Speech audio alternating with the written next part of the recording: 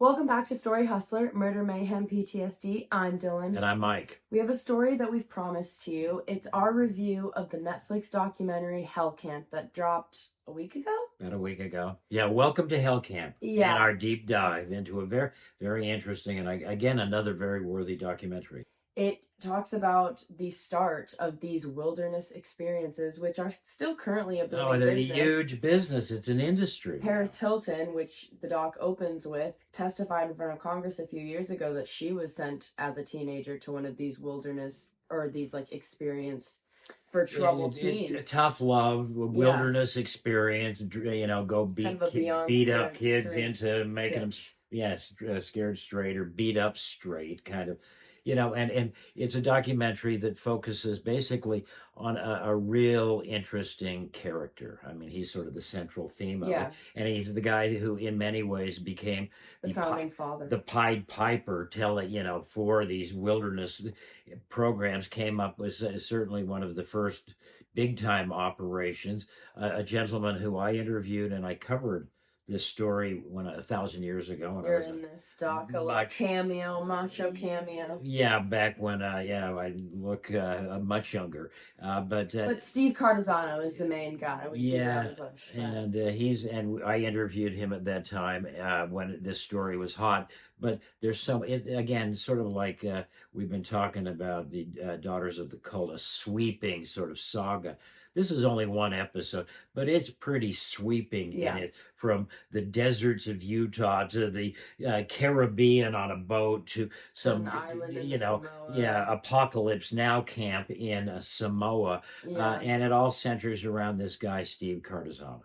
Yeah, and it definitely is very twisted, and it seems to get more twisted from each destination. And it's interesting. You mentioned Paris Hilton. They opened the doc with the now famous moment when Paris Hilton went to Capitol Hill and testified against basically these unregulated tough love camps that people spend lots of money to send their kids to, like her parents did, and she ended up getting abused. And when she was appearing before Congress, she was trying to shut down a place called Provo Canyon, which must have been one of these facilities up there. Beautiful canyon, I've been there, but it sounds like a terrible program. And it brought a national light to this story that had gotten a good bit of attention prior to this because of the guy who sort of founded the industry, Steve Cardizano. Yeah, and he started off in Utah with a wilderness experience camp, which... Seems like if there's a weird story, it has a Utah connection. Yeah. Started in Utah. So, starts in Utah, and basically it's these kids, and they're talking about getting kidnapped out of their bed in the middle of the night and flown from all over to these Utah desert and made to hike and do awful labor in the heat. Just a trek. Basically, these kids, the young woman who starts off is very compelling, a woman named Nadine, one of the young women who'd gone through this program, and she talks about what happened to her in her bedroom one night. Yeah, just two men, just big men, came into her room and ripped her out of her bed, took her onto a plane. She had no idea where she was going, and next thing she knows, she's in this camp, and they're yelling at her and telling her to go on a 500-mile hike. And this sets the story up, and there's so many good interviews in this. Young people who were drawn into it had some positive things to say about this experience. But Cardizano basically sets up in the Utah desert and drops these kids off.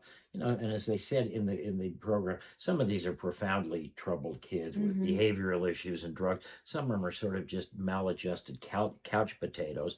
But desperate parents are spending $16,000 at the time. It got more expensive over time. But, $16,000 to send their kids for this 63-day experience where they're just cut off and forced to hike 500 miles across the cruel and very dangerous Utah desert that it has a million ways to kill you. And suddenly they're out there with these kids.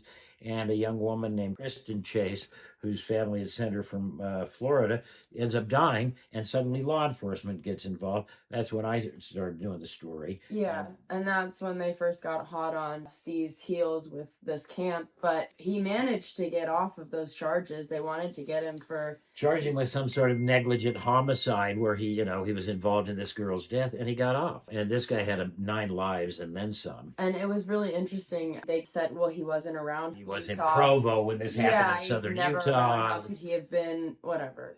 But he manages to get around that, and then get off from it. I mean, Yeah. basically get off from criminal charges for being responsible for this young woman's death. But he's no longer really welcome in Utah. Yeah, so- that soured thing. And bear in mind, you'll see this. There was a period of time where he was everywhere. He was on the Geraldo show. Mhm. He was on Lisa, an old talk show.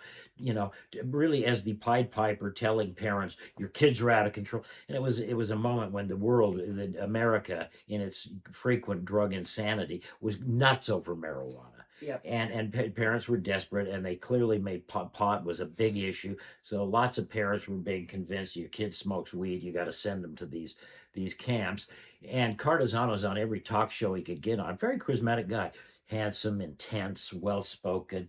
I'm gonna save your kids. Don't worry, I'm going to save them. Yeah, promising the world to these desperate parents. You're right. And the media bought into it. He was Yeah. all over for a while. Oh, he used the media to his advantage Yeah. for sure. But then he goes to the Caribbean after he gets busted in Utah. He basically just buys a boat and takes these kids around to different islands, having them do work in an unregistered business name, and Yeah, they're just floating around doesn't looking even have for a place, place. to go. They don't even really have camps. Mm-mm. So he really did just kidnap these kids on a boat for 9+ months at a time. Yeah, and it's just he got after the trial in Utah, he was sort of persona non grata, and his name, no longer was he the great leader of this movement. He really became tainted by that. So he moves and just takes his operation off the coast and starts putting kids, charging even more money at this point. And going by a different name. Changes, putting in court in some documents using the name Steve Michaels.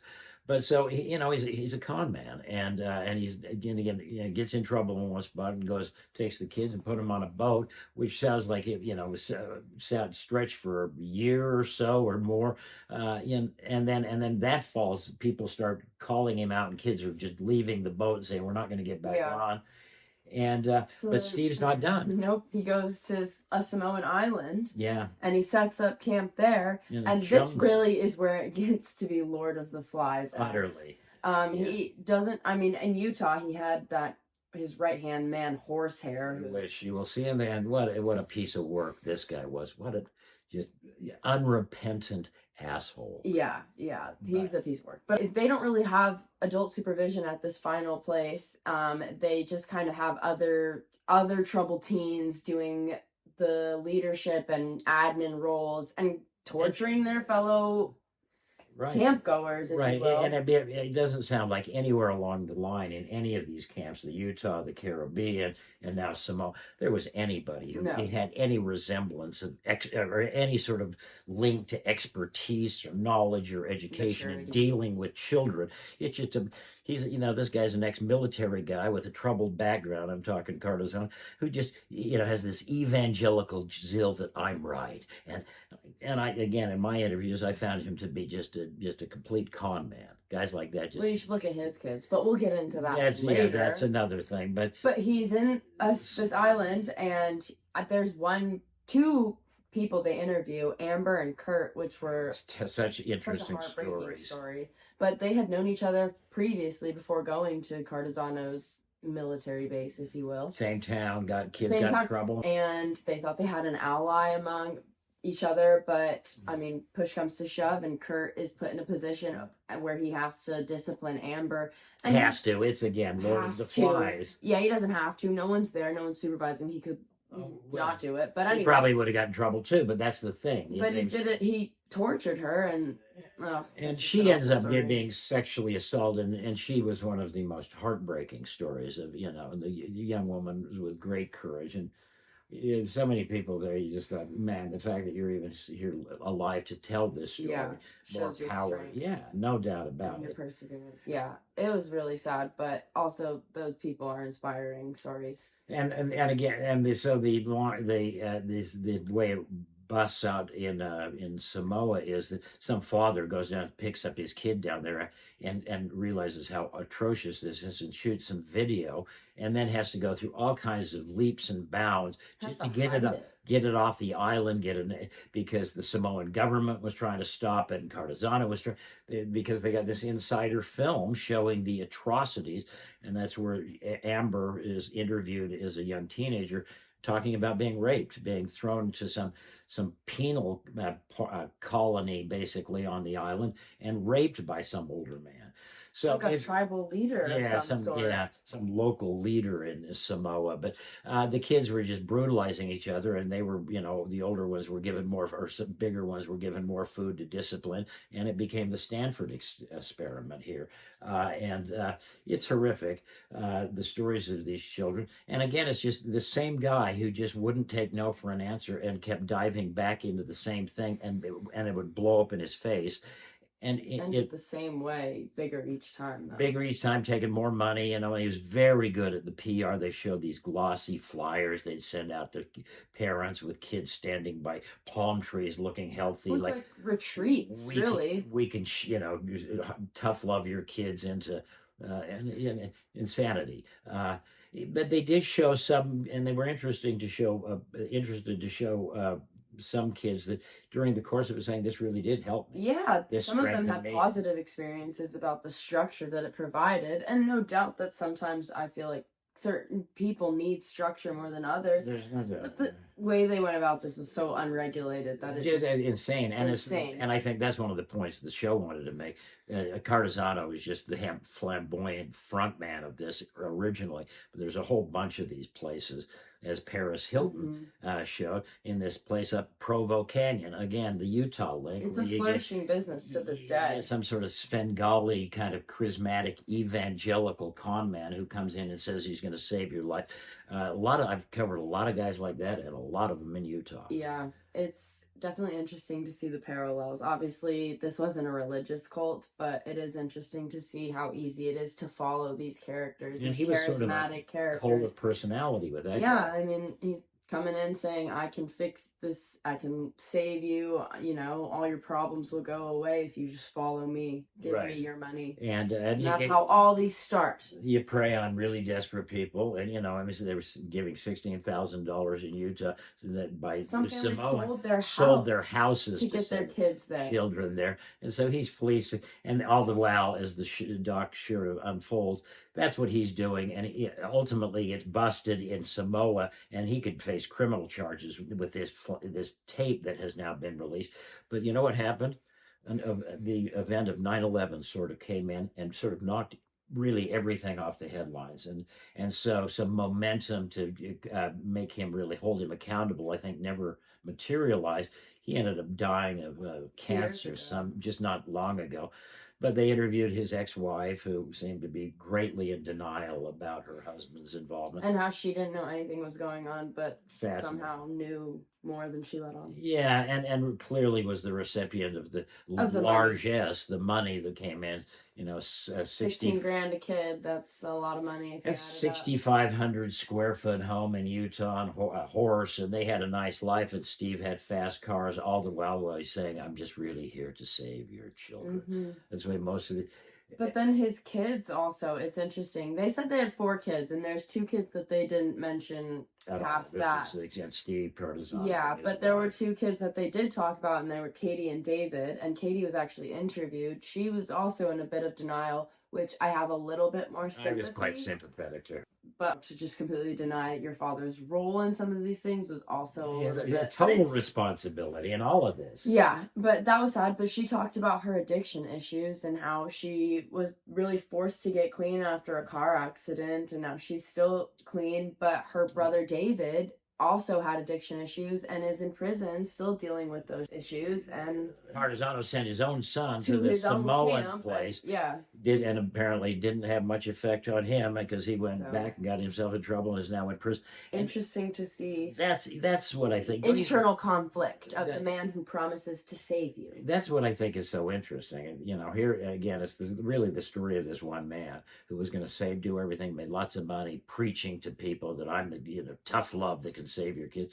You look at his children, the two they talk about, both of them just raging drug habits. The son's in prison, the daughter is in recovery, and but seem to really have it's messed up their lives.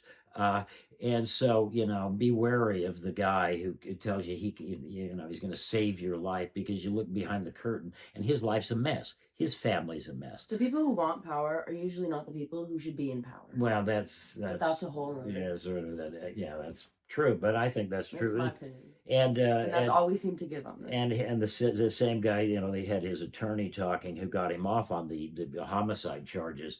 He got stiff too. He didn't get paid by Cardizano. Yeah, he said, he seemed to have some admiration for Cardizano when he represented him, but he said at the end of the day, Cardizano stiffed him on his fee. Another very telling point. And in some ways, they left sort of the punchline.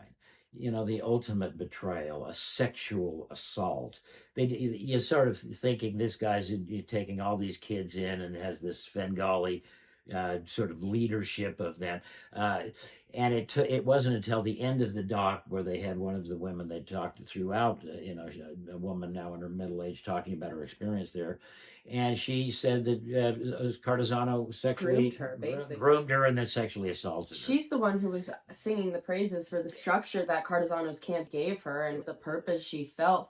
But yeah, they buried the lead, and you don't find out till later on that really she was one of Cardizano's favorite, and he picked her from a young age and groomed her and then assaulted her. Yeah, and so you have this guy that really follows into the steps of all the sort of charismatic prophets who want to save the world. They're out for your money, they're out for power, and they're out for sex.